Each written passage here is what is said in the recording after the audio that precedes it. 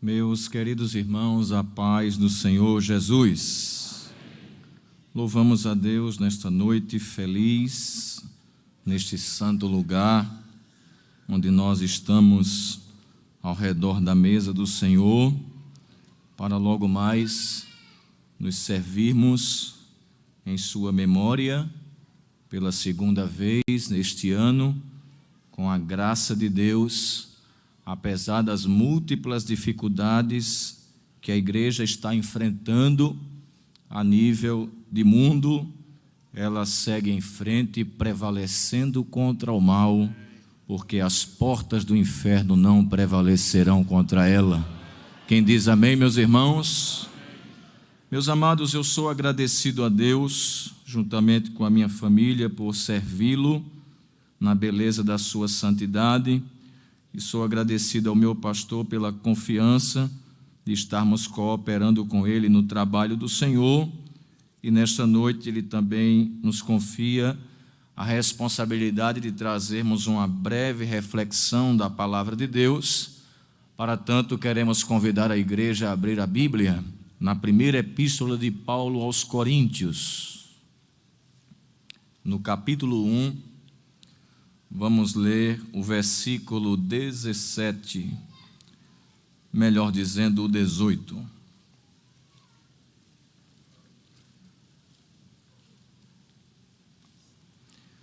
Primeira epístola de Paulo aos Coríntios, capítulo 1, versículo 18. Quem já encontrou, diga amém, meus irmãos. Vamos ler juntos, por favor. Quando eu contar 3, é apenas um versículo para ficar fixo na nossa mente. 1, 2, 3. Porque a palavra da cruz é loucura para os que perecem, mas para nós que somos salvos é o poder de Deus. Quem diz amém, meus irmãos? Amém. Meus amados irmãos, para esta noite o Senhor tem colocado no nosso coração a inclinação, acreditamos, do seu Espírito, de estarmos meditando neste texto da palavra de Deus, e nós queremos falar sobre o poder da mensagem da cruz. Estamos no Novo Testamento, diante de uma das epístolas que foram escritas pelo apóstolo Paulo, a princípio um opositor da igreja, que quando confrontado com Jesus ressuscitado, passou a ser um bandeirante do evangelho, o maior promulgador, divulgador da mensagem de Jesus.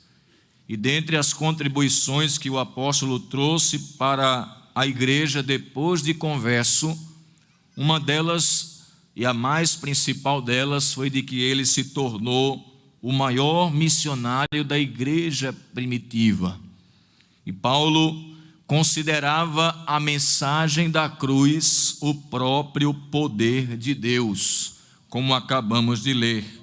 Porque a palavra da cruz é loucura para os que perecem, mas para nós que somos salvos é o poder de Deus. Paulo pregava com fervor a mensagem da cruz, embora ele sabia que esta mensagem para alguns era loucura, conforme o versículo 18 que acabamos de ler. E ainda o versículo 23 ele diz que era escândalo para outro grupo de pessoas.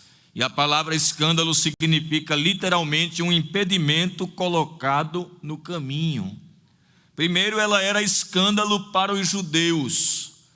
O estereótipo que os judeus criaram na mente a respeito do Messias é que ele seria apenas um Messias descendente de Davi, que colocaria Israel como cabeça das nações e que viria apenas como um conquistador e não como um Messias sofredor.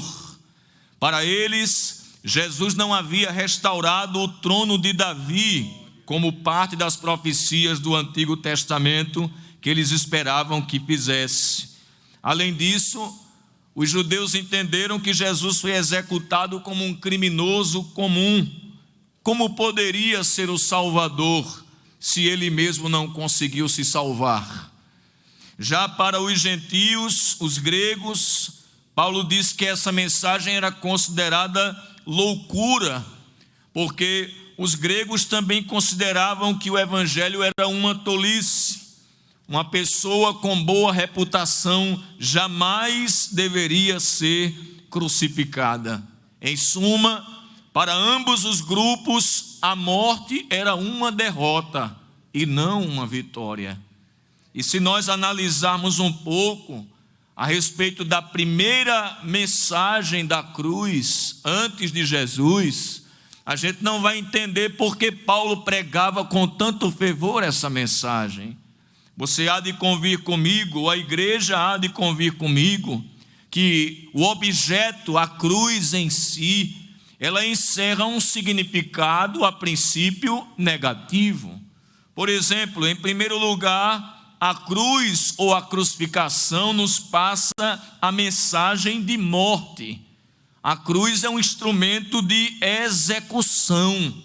Quando nós estamos em uma rodovia ou passando em algum lugar que a gente vê uma cruz, a gente já associa à morte, entendendo que aquele objeto está ali porque alguém morreu ali. Isso significa dizer que a cruz é um instrumento de morte. Essa é a primeira visão que se tem a respeito da cruz. E o registro bíblico histórico dos evangelhos e das epístolas mostram que foi numa cruz que Jesus morreu. Abra sua Bíblia comigo em Mateus capítulo 27 e o versículo 31, quando nos diz o texto sagrado informando que Jesus morreu numa cruz. Mateus 27 e 31. E depois de o haverem escarnecido, tiraram-lhe a capa, vestiram-lhe as suas vestes e o levaram para ser crucificado. Estes e outros textos nos mostram que foi neste objeto que Jesus foi morto. Paulo ainda diz em Filipenses capítulo 2, versículo 8, a respeito de Jesus, que ele foi obediente até a morte e morte de cruz.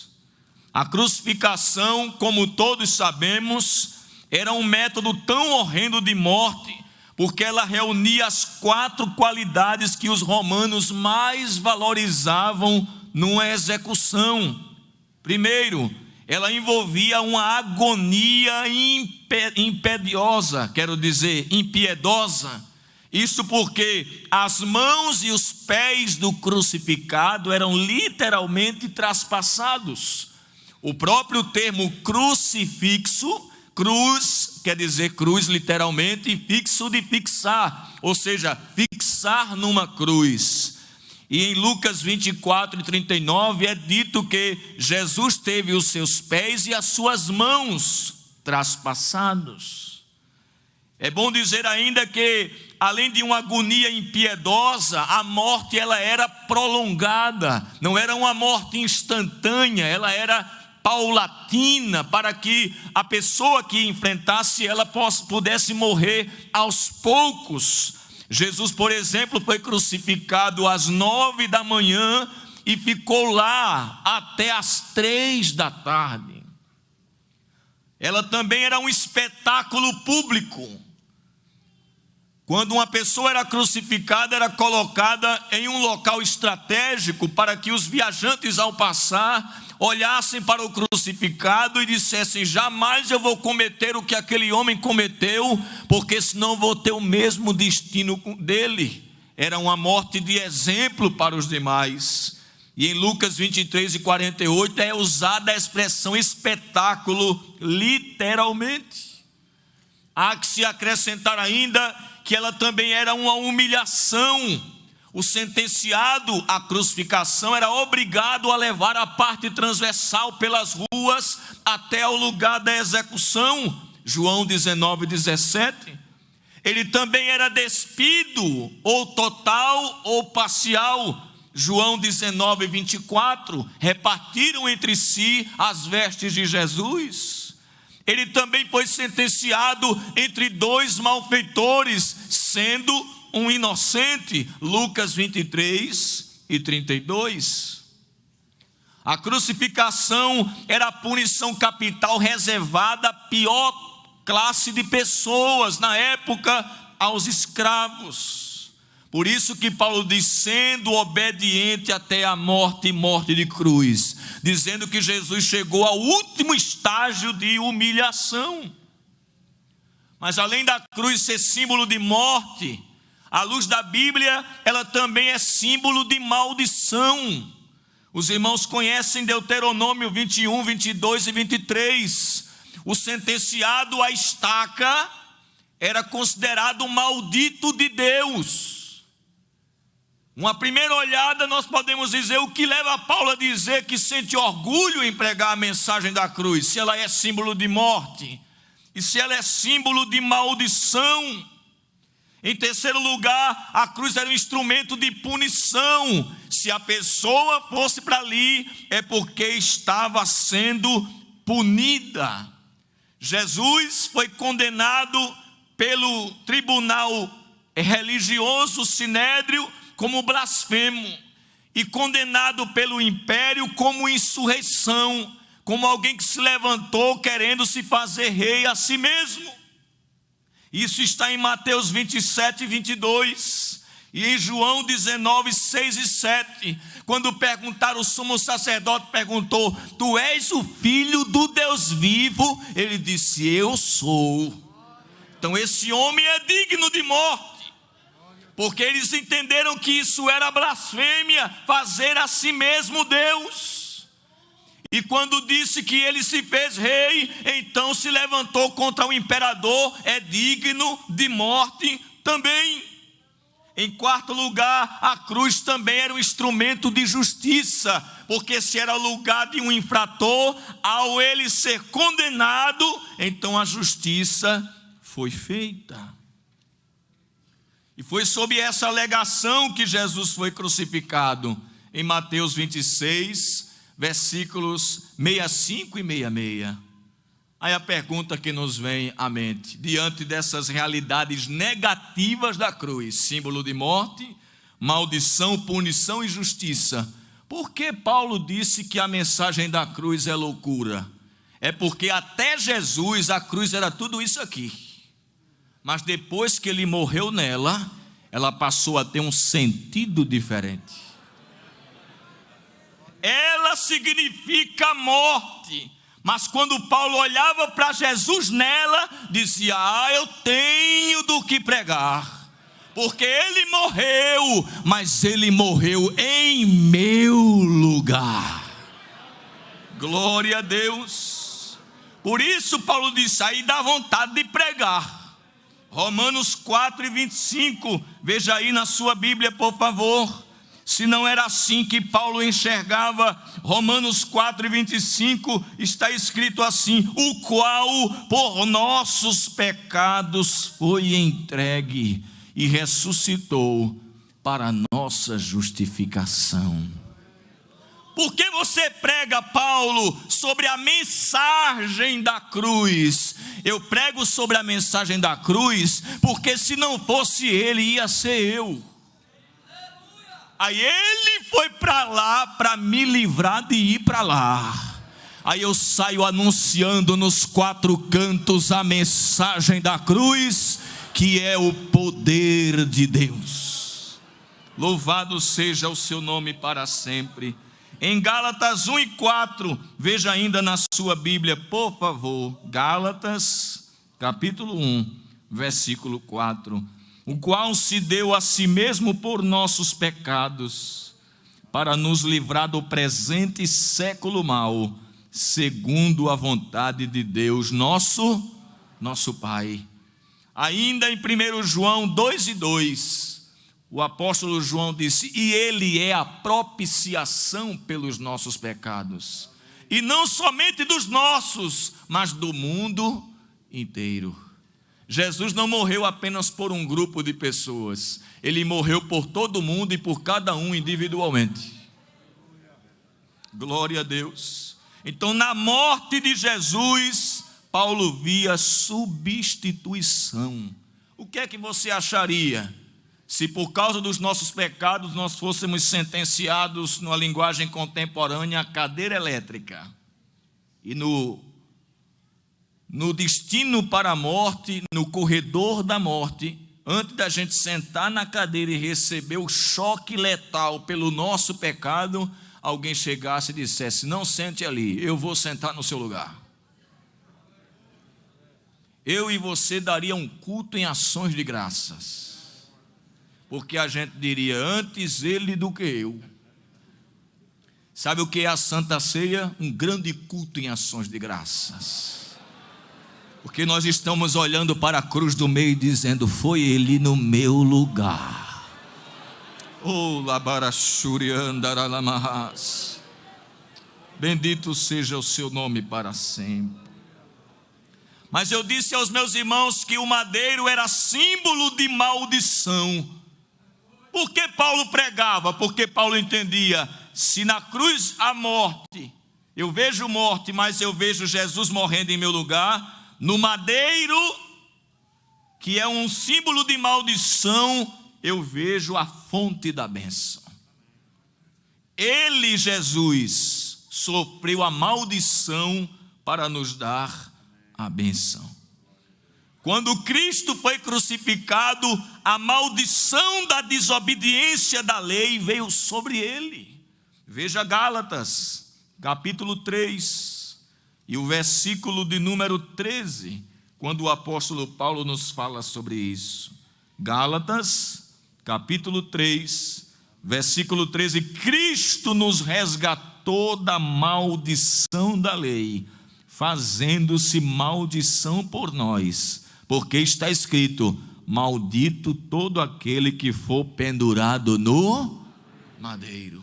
Então, lá na cruz, ele sofreu a maldição pela nossa desobediência, a fim de que nós pudéssemos herdar a bênção. O versículo 14 dessa mesma epístola nos diz: para que a bênção de Abraão chegasse aos gentios por Jesus Cristo, e para que pela fé nós recebamos a promessa do Espírito. Então veja, ele não só lhe substituiu na morte, como ele trouxe a maldição sobre ele, para que a bênção chegasse à tua vida, à tua família e à tua casa para sempre. Por isso Paulo diz em Efésios 1 e 3, que ele nos abençoou com toda sorte de bênçãos espirituais nos lugares celestiais. A sua e a minha alma esta noite deve dizer aquilo que disse o salmista no Salmo 103: bendize, ó minha alma, ao Senhor, e tudo que há em mim bendiga o seu santo nome. Bendize, ó minha alma, ao Senhor, e não te esqueças de nenhum de seus benefícios. Lá vai alguns: é Ele quem perdoa todas as tuas iniquidades e sara todas as tuas enfermidades. Quem te coroa de benignidade e de misericórdia. Quem livra a tua alma da perdição. Tem uma versão que diz assim: que livra a tua alma da cova. Não era para você estar ceando aqui essa noite, não, porque alguns de nós já era para estar debaixo de 7 palmos, mas quando você veio para Jesus, ele fechou a cova e disse: venha cá.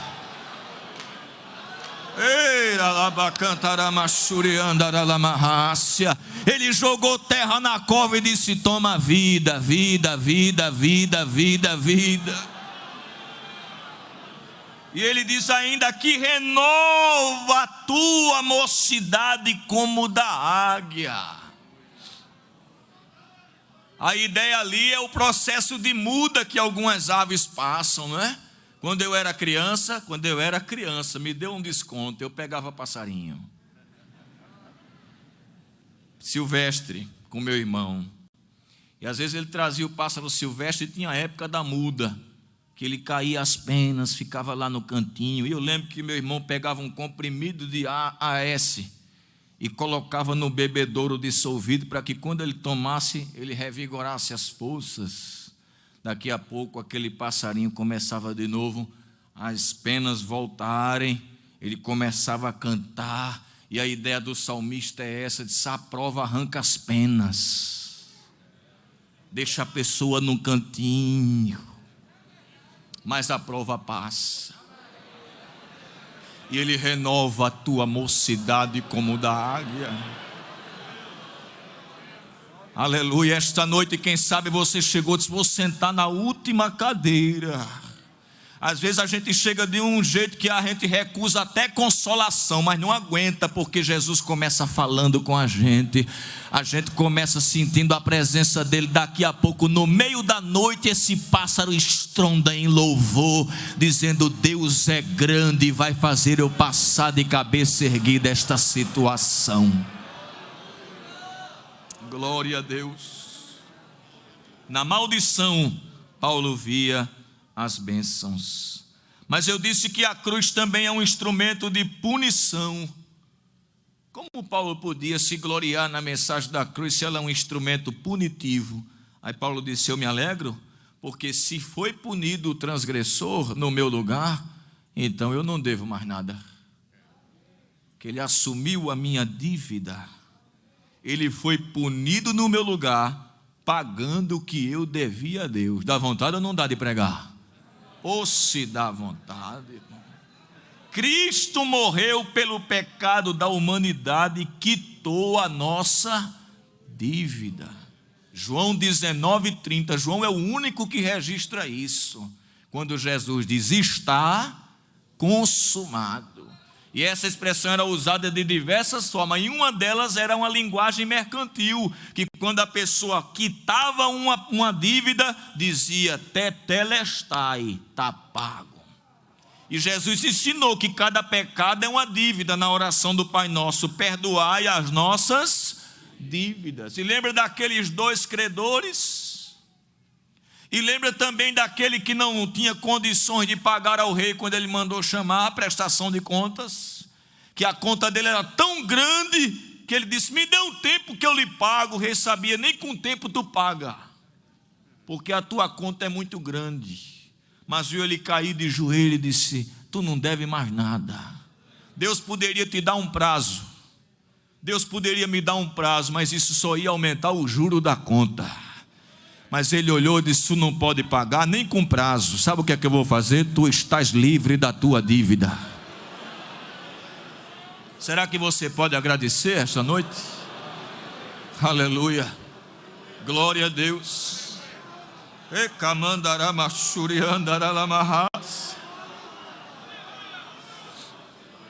Eu fui visitar uma dirigente de ciclo de oração no hospital, e do lado uma senhora começou a ver a gente trazendo uma palavra, acompanhado de um presbítero representando o nosso pastor. E ela disse: eu também quero uma palavra. Eu fui lá, dei uma palavra a ela, e ela um pouco resistente. Os irmãos sabem que as pessoas, quando não ainda são convertidas, têm a autojustiça, né? Uma justiça própria, e ela cheia de justiça própria. Aí o presbítero até achou engraçado quando eu disse assim: olha, se a senhora merece o perdão de Deus, ao invés de a senhora precisa do perdão de Deus, e vamos entender que cada pecado que a senhora cometeu é uma pedra, e a senhora tem que colocar essa pedra numa sacola nas suas costas.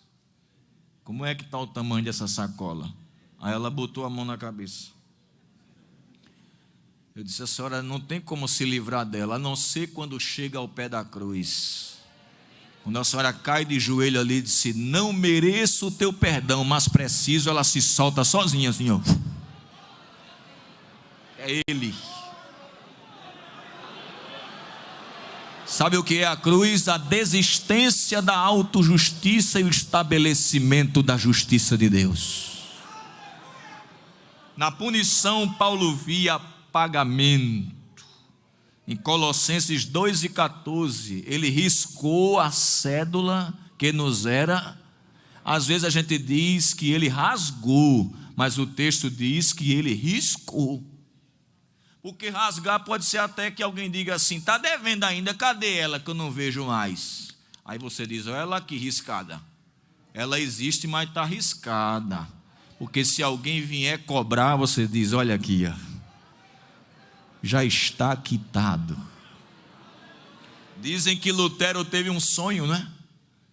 Em que Satanás se apresentou para ele e disse: está dando um aí de reformador, né? Mas eu conheço teus pecados. São esse. Deu uma lista bem grande. E ele pensou que Lutero ia ficar acabrunhado com aquilo. Quando ele terminou a lista, Lutero disse: ainda tem mais, faltou você dizer outros. Aí ele disse: é mesmo. Aí acrescentou mais alguns e disse: e aí, Lutero? Ele disse: é tudo isso que você disse, agora está faltando colocar algo aí. O sangue de Jesus Cristo nos purifica de todo pecado. Quando Satanás lhe acusar, aponta para a cruz do meio, diz: foi ali, foi ali, foi ali, foi ali. Deus te defendeu de Deus. Você entende isso? Deus te defendeu de Deus. Entendeu? Nem Deus pode condenar, porque Ele mesmo justificou. Ele te defendeu dele. Glória a Deus.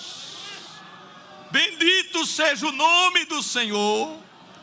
E eu concluo, meus irmãos, dizendo que Paulo pregava a mensagem da cruz, porque na justiça, onde o criminoso era punido, Paulo via a absolvição.